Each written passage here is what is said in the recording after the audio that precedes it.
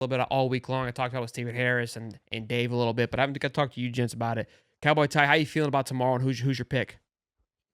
Yeah, I'm taking the Eagles, and it's not because I don't. First of all, Mahomes is annoying to me, but that's not the reason why. When you look at a close game, you sit there and you look in the trenches, and the Eagles have the best offensive line in the game. And when you pair the best offensive line in the game and you pair them with the best running back in the game, what you have is an amazing running game. And how you win in the NFL is running the football and controlling the clock, limit Mahomes' possessions. And when you deep dive Saquon Barkley, people say that the running back position isn't as important as it used to be. I completely disagree because if you sit there and you watch Saquon Barkley, he actually helps his linemen by setting up blocks with his running ability. By that, I mean he knows where the hole is going to be, but he'll run to the right, draw defenders, and then cut back to the hole, making it better for his easier for his linemen to help block. And it's actually impressive because when he hits the hole, no one's catching him. His average touchdown run on the season is 35 yards. That's insane. I mean, that's his average. Every time he scores, his average is 35 yards. Wow. And I mean, that's just a crazy stat to even think about. Yeah. But once again, and he has the best offensive line, and the way he does it, and then on the other side of the ball, the Philly defense is legit as it gets. They got a bunch Yep. of young guys over there, bunch of guys from Georgia over there that from Cooper the national DeJean. championship team. Coop. Yeah, I mean they got DeJean, the only white cornerback I can even name. Exciting whites. They Hey, they got got Reed Blankenship back there too. Don't get it twisted. All right. yeah, he's a safety. He doesn't Them count. boys He holding it doesn't down count. for us back there. But if you Gotta- sit there and you look, man, I mean, their defense to me, their defense is fast, and it's. I think it's going to give Mahomes problems, and I do think that offensive line is going to give a lot of problems for that Kansas City front. I know Chris Jones is very good, but Saquon Barkley and that offensive line, I think, are just as tough as anybody. I don't think anybody's been able to even come close to stopping them.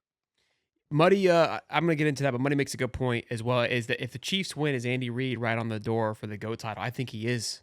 He's not at the door. He's opened it and has made himself a new He's lane. I mean, he's there. it's He's already yeah. to me. He's there. I mean, he's at the door. He's already in the conversation. I mean, I know you can kind of argue that Bill has more than him, but we kind of saw. I mean, what Andy's been able to do at both places at Philadelphia, then coming here and building what he's built at Kansas City. You go and do something that's never been done before, and to take down your previous team, it's without a question. I think why we have such a hard time digesting this is because what we saw Tom do and how long it took for the fact that it's already kind of up for grabs and already in a possibility of being overtaken, the throne being overtaken in that short of a time. It's really hard for us to process. It's not easy to digest, but it's happening. It's happening right before our eyes, and instead of just arguing, it's like no, like take a step back. What we're seeing here is something unheard of. And look, I've always said, look, Patty is not in the conversation with Tom Brady. He wins tomorrow. He's 100% part of that conversation. And I have to just take a step back and put away my bias. But for me tomorrow, Greg Olson nailed it on the head. And I think we all see this because my wifey was like, who do you think's going to win? And I was like, look, for personally, I think it'd be cool to see a three-peat, but I like Saquon Barkley. But Eagles fans are absolutely bizarre and just like maddening, which would be fun to watch. It's great TV, it's great content, but I can't stand Philly fans or just Philadelphia fans in general. But that team is phenomenal. I mean, it's probably one of the on stat sheet, one of the best teams we've seen. However, and this is where Greg kind of really makes a good point. There's five things that the Chiefs do well at. It's last possession, 2-minute drills, special teams, the big play. Like they win those five weird components every single time. And if you're in this game and they're down by a touchdown or there's a 2-minute game plan, the Chiefs are going to win it. You saw it with the Bills. The Bills should have won that game. They dominated the whole time. They were just kind of moving the ball very, very well. And what happened? There was a big moment, the big moment where Allen needed to get a yard, 4th and 1, and couldn't get it. That was one of the five things, right, that the Chiefs usually do. And so if the Eagles are unable to kind of get off and just take off and run with it, the Chiefs are going to get it done. But I think the Eagles, if they don't get too caught up into it and just go play their game and don't allow the Chiefs to stay in this, I think they handle it easily. But it's the Chiefs, and they've been doing this thing all season long. And here's what's scary is I think we can all agree they haven't looked good at all. Like they haven't looked just dominant or just clicking. This will be the game that it clicks. And that's what this show is, of course, brought to you by BetUS. And right now, when you use the code YouTube150 at betus.com, You get 150% back on your first deposit, then 125 on your next two. And with the football playoffs, college football championships and playoffs happening, and then March Madness right around the corner, there is not a better time right now than to sign up for BetUS.com and use that code to maximize your return. Check it out, BetUS.com. Use the code YouTube150. Now back to the show. Get after it. I Well, would be afraid of. it just speaks for Andy Reid. I mean, they've won ugly. I mean, let's see what they have. I mean, it And that's hasn't what I been would pretty be by any concerned of. stretch of the imagination. Let it get a And little I'm getting sick pretty. of Mahomes. I can tell you that flopping that he does is obnoxious and it needs to be stopped. And it's made for soccer, not the NFL. I'm sick of it. What he was doing against the Texans, and every time he gets touched, he's pointing to his head. I'm over it. Like, you're supposed to be the face of the NFL, buddy. Like, act like it. You watch Joe Burrow get his head ripped off. You know what he does? Gets up and goes to the huddle. That's what he That's what I does.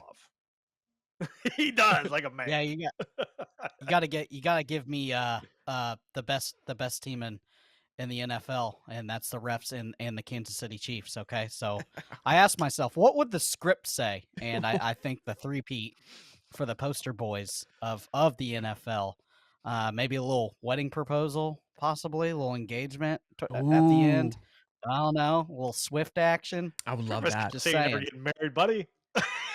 The guy's a bachelor for life. Yeah, there's no way. There's no way they take away from that. Look, you know what is? I will say, I understand that I get the complaints about the rep. It's been very annoying for like hearing about it. These guys have It's been almost unwatchable. Yeah, it's been gross. They've been pestering them, and like, the questions that these guys are getting away with, um, about asking Mahomes and Travis about it. I've hated it. I get the frustration. And I know that Tom went through a few things with the Deflategate, and I mean they had a ton of controversies that they went through, and those were actually legitimate controversies that had some investigation. This is just like and look, there might be, you could probably argue, but there isn't like an actual controversy involved, like legality wise. It's just us saying being pissed off, like you just. I'm tired of seeing it. And look, I think with great coaching and if there's a rule there and you exploit it, that's Bill Belichick did this too. It just may have not frustrated us as much, but he would do this as well. There's something I want to talk about here too in the comment section. Muddy says Brady retired as the GOAT. 5 years later, we have a new one. Yeah, that's crazy to think too. And this is interesting. I was going to say this, but I felt like I was beating a dead horse because we kind of said this with the college football championship, and I'm like, I'm looking around. I'm like, are we just spoiled? Do we just not care anymore? Like it's like we're just constantly being shoved in our face with content that we're not impressed with things, because he's saying not much juice behind the Super Bowl is LFGM. And I was feeling the same thing. I was like, I'm watching kind of clips and things like that, but I just feel like in the past there was a different buzz. And I've never been at the Super Bowl, whatever city it's at, but just watching it on TV, there's been just a different buzz in the air. And with this one, I thought there'd be more, but it does feel weird for me. And I'm like, I don't want to be that pessimistic, but it definitely felt more deflated. Do you guys feel the same way, or are we reaching here? Um, Uh, Personally, I just think I'm sorry, Cody. My bad. Go ahead. Go ahead. Go ahead. Personally, no. I don't think it's that. I think it's just the two teams that are in there. I mean, we just saw the Super Bowl 2 years ago, and by that I mean it's just like the average fan who just watches the Super Bowl and the playoffs or whatever, they don't want to see the two same teams again. Like if this game was like Buffalo and Detroit, like everyone would be excited about it. I feel like everyone would be talking about it. Like one of these teams going to win a Super Bowl, blah blah blah blah blah. First But time like ever. it's the same two Yeah. teams, Yeah. and yeah, I think it's got we've this narrative about the refs. Listen, I love the game of football. It's just that the way the game is called now, it's Mahomes trying to draw flags, and that's the problem with it right now. It's stop trying to draw flags and let the refs do their job. And I know it's a narrative, but they've actually been penalized. I think it's like 20, like they're 20th in the league in penalties. Like they're not.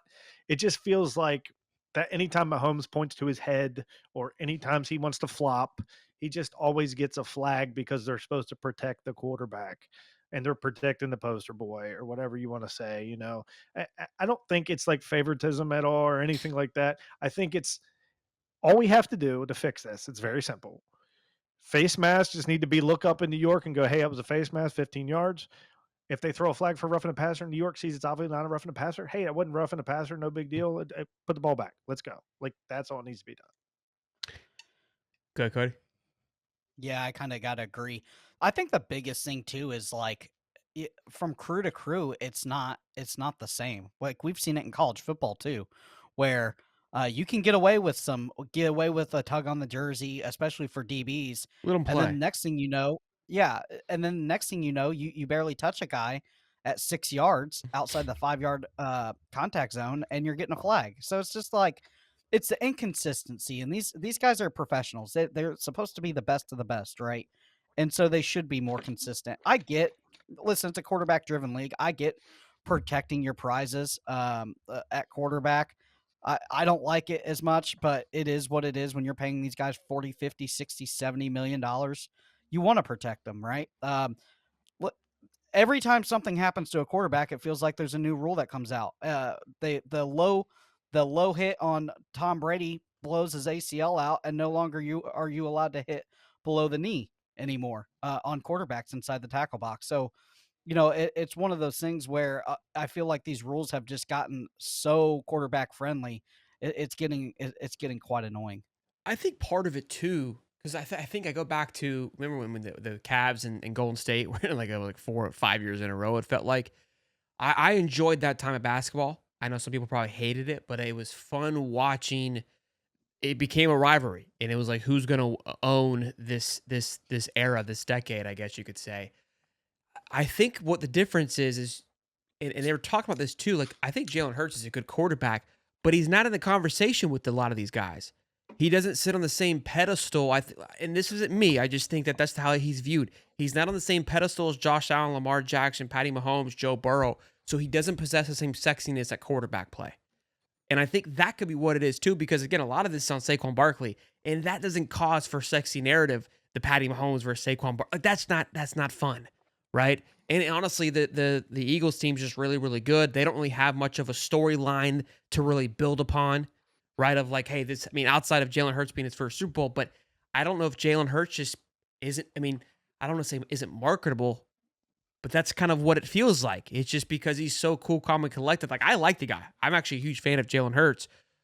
But is he somebody that gets somebody fired up and excited? No, because he is very just nonchalant and chill. And I guess most of these quarterbacks are, but I don't know. Do you see what I'm getting at? I think that could be part of why the sexiness may not be there. I'm trying to figure it out. I don't know.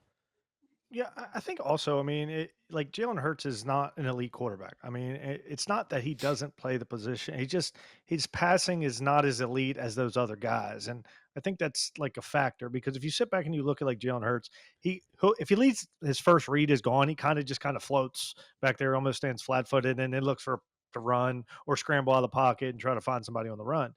And like when you watch Joe Burrow, he's standing in the pocket, he's moving his eyes left, right. He's ready to throw the ball at all times. And Jalen Hurts to me just doesn't have that, like you said, sexiness because his passing isn't that great. He's more of he's almost like a run first at this point. I almost feel like his over under passing attempts is like 21 or 22 or something like that. I mean, in the NFL, that's insanely low. I mean, if you sit there and you think about it, I think Mahomes is like 35, 36. So I just think the Eagles play a different style of football because of the players they have, and that's why the sexiness for Jalen Hurts isn't there. I think the other part of it too is that look. I mean, because some people are saying, hey, we're tired of seeing the Chiefs in it. Well, Tom and the Patriots dominated for almost over a decade. But what the difference was is that there was always a team on the other side that we could get behind, right? So you either were all in for Tom, or you were like, I can get 100% behind this team. There's nobody who wants to be behind Philadelphia. So everyone who usually you would tune in and be excited to see the possible downfall of Patty and the Chiefs, but the exchange is the Eagles win. So everyone's like, it's a lose-lose. And I think that's what it probably boils down to. Well, and you got to think too, probably the most lackluster Super Bowl that we had during that Patriots run, lackluster in game was the Atlanta game, and then they go out and make it an absolute show with the big comeback. You know what I mean? It just didn't that Super Bowl didn't greatest Super Bowl of all time. Yeah, no, just the two teams. You were like, Atlanta, whatever, it's okay. Yeah, but it possessed that though. Atlanta, it would have been their first Super Bowl. It was nobody hates Atlanta. Like they don't carry like the same type of persona that the Eagles do. So it's like, yeah, everybody loved Matt Ryan. Like there was a hero that you could fight for going into that Super Bowl, and it was at Atlanta, right? Yeah, I think it was. I think it was. No, I don't think they played in Atlanta because that would have been No, because Tampa was the first time that a team made it to the Super Bowl made it. Yeah, I and don't know won what it. dome it was in, but it And then was the in the following dome. year It was the definitely was in Rams the at dome. SoFi, right? I think. Yes, yes, the Rams did make it.